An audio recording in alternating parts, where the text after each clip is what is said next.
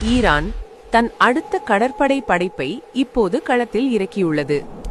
அமெரிக்காவின் மிகப்பெரிய போர்க்கப்பல்களுக்கு எதிராக ஈரான் தேர்ந்தெடுத்துள்ள ஆயுதம் சிறிய ஆனால் அதிவேகமான தாக்குதல் படகுகள்.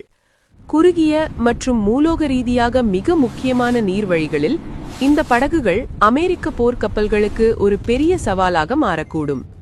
இது தனிப்பட்ட தாக்குதல் அல்ல, ஸ்வாம் அட்டாக் ஸ்ட்ராட்டஜி. ஒரே நேரத்தில் நூற்றுக்கணக்கான படகுகள் பல திசைகளிலிருந்து தாக்கும் தந்திரம்.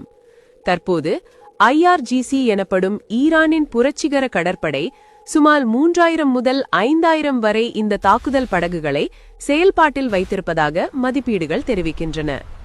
இந்த படகுகள் எதிரியின் ரேடார் மற்றும் சென்சார்களை குழப்பி எதிர்வினை எடுக்கும் நேரத்தை வெகுவாக குறைக்கக்கூடியவை.